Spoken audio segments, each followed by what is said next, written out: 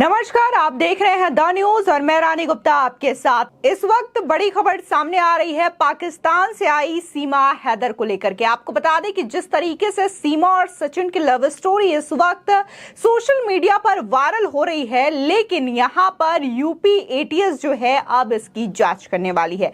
आपको बता दें कि कैसे सीमा हैदर पाकिस्तान से दुबई गई, वहां से कैसे नेपाल आई और नेपाल से कैसे भारत आई, इन तमाम एंगल को लेकर के अब यूपी एटीएस जांच करेगी। इसी के साथ ही नोएडा पुलिस ने बकायदा जो भी रिपोर्ट है वो यूपी एटीएस के हवाले कर दिया है। इसी के साथ ही कहा जा रहा है कि अगर सीमा हैदर के द्वारा जो जो बयान दिया गया है, अब तक जो बातें कही गई है, उसमें जरा भी डाउट होता है यूपी एटीएस को, तो उसकी जमानत को भी खारिज कर दिया जाएगा। आपको बता दें कि इन दिनों सीमा हैदर जो है वो जमानत के तौर पर बाहर है और कई सारे टीवी चैनल्स पर लगातार इंटरव्यू दे रही है, जिसके जरिए उसकी ये जो लव स्टोरी है वो काफी ज्यादा वायरल हो रही है। बता दें कि देश में इन दिनों चर्चा का विषय बनी सीमा सचिन लव स्टोरी को एक लेकर के बड़ी खबर सामने आई है। पाकिस्तान से भागकर भारत आई सीमा हैदर केस की अब यूपी एटीएस जांच शुरू कर दी है। दरअसल नोएडा पुलिस ने लेटर लिखकर मांग की थी कि सीमा हैदर मामले की जांच स्पेशल एजेंसी से करवाई जाए। अब इस केस की जांच यूपी एटीएस को सौंप दी गई है। साथ में उनकी मदद करेगी पुलिस हेडक्वार्टर की एक टीम। ये एक संयुक्त जांच होगी। बता दें कि सीमा हैदर के बैकग्राउंड और उनकी बताई पूरी कहानी को पुलिस वेरीफाई करने में लगी हुई थी।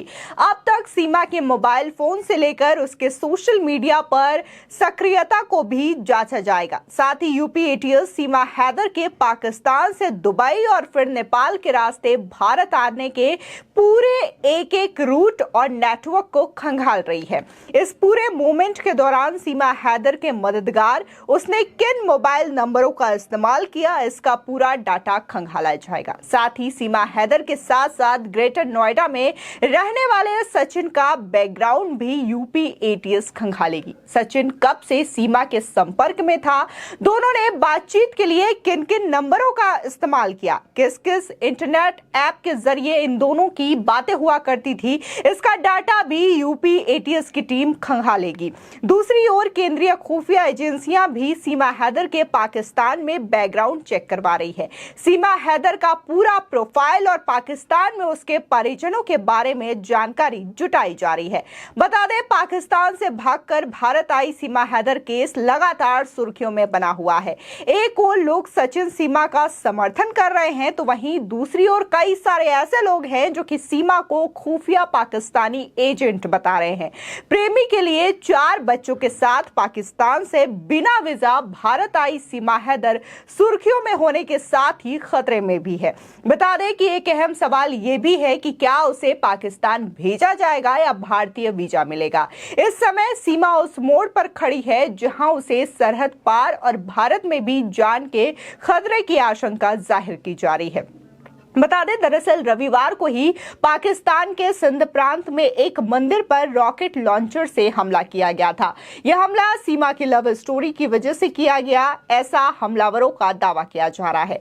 अब अगर बात पाकिस्तान में सीमा की सुरक्षा को लेकर के करें, तो एक पुलिस अधिकारी का कहना है कि सीमा जिस तरीके से मुस्लिम से हिंदू बनने का दावा कर रही है, उसे देखते हुए इस बात से इनकार नहीं किया जा सकता कि कोई सिरफिरा भीड़ या पत्रकार का चोला पहनकर उस पर जानलेवा हमला कर सकता है। साथ ही पुलिस सीमा की सुरक्षा बढ़ाने पर भी गौर कर रही है। फिलहाल उसे पाकिस्तान नहीं भेजा जाएगा। अब सवाल ये उठता है कि क्या सीमा को भारत में रहने का वीजा मिल सकता है। तो इस बाबत सूत्रों का कहना है कि सचिन अगर बतौर पति उसके लिए अर्जी देता है तो सीमा को लंबी अवधि का वीजा मिल सकता है। वहीं अगर बात हम सीमा हैदर की करें तो सीमा हैदर के खिलाफ पुलिस ने केस दर्ज किया था। हालांकि वो अभी जमानत पर बाहर है। वहीं सूत्रों के मुताबिक नोएडा पुलिस सीमा की जमानत याचिका खारिज कराने की तैयारी कर रही है।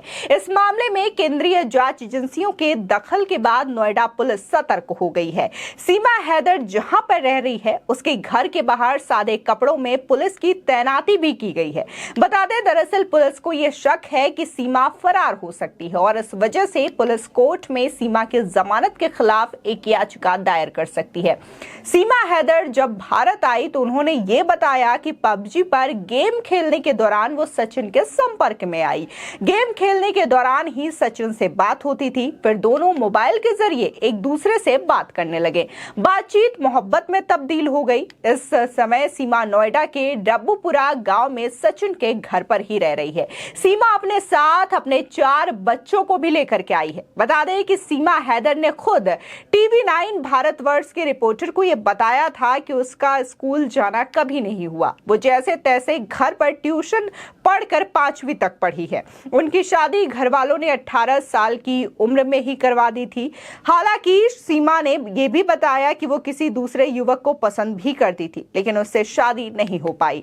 वो कहती है कि वो सचिन से प्रेम करती है और भारत में ही रहना चाहती है। साथ ही सीमा हैदर ने पबजी गेम में उसकी आईडी मारिया खान के नाम से है। इस बारे में सीमा ने यह बताया कि उनके दोस्तों ने बताया था कि पबजी पर कभी भी असली नाम से आईडी नहीं बनाते।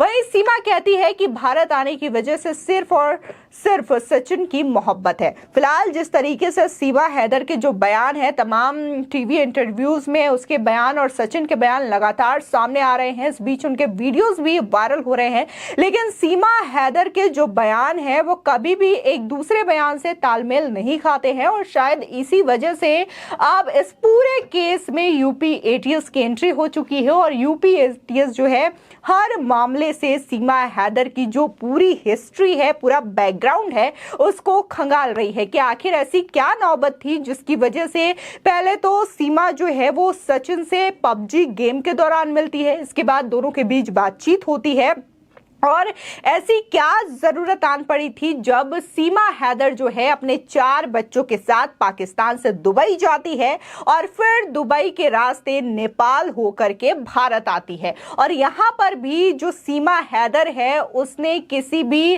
विभाग को सूचित नहीं किया था। वो चुपचाप सचिन के साथ नोएडा में रह रही थी और ये बात का खुलासा बाद में हुआ जब खुद जो सीमा के एडवोकेट है उन्होंने इस पूरे मामले को लोगों के सामने उजागर किया था।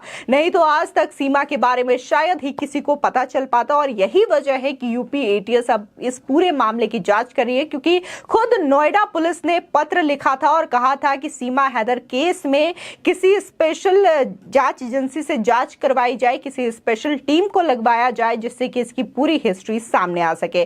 फिलहाल कई लोगों का तरह तरह का दावा किया जा रहा है। कुछ लोगों का यह कहना है कि जो सीमा हैदर है वो पाकिस्तानी एजेंट है और किसी न किसी मकसद से भारत में आई है, वरना एक 5वीं क्लास तक की पढ़ी लिखी लड़की इतनी फराटेदार अंग्रेजी कैसे बोल सकती है और इतनी अच्छी हिंदी कैसे बोल सकती है, 4 लैंग्वेज में उसकी कमांड है। इसको लेकर के भी लोग कई तरीके के सवाल उठा रहे हैं और जिस तरीके से वो कहानियां बता रही है, कैमरे के सामने इतनी फ्रेंडली है, इन तमाम चीजों को लेकर के लोग कई तरीके के सवाल उठा रहे हैं और लोगों का कहना है कि ये जो पबजी में मुलाकात है सचिन से, वो एक सोची समझी साजिश का हिस्सा है जिसकी वजह से आज सीमा पाकिस्तान से भारत आई हो।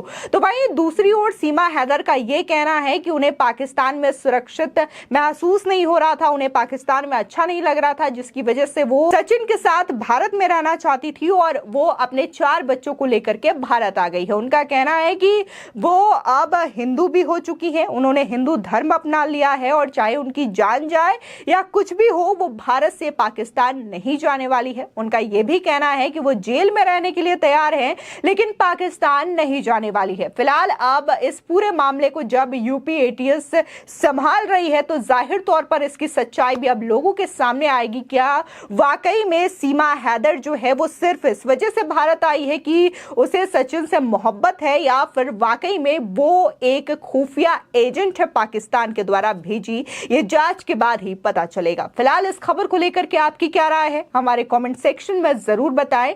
आगे की और भी अपडेट के लिए चैनल को सब्सक्राइब करना ना भूलें।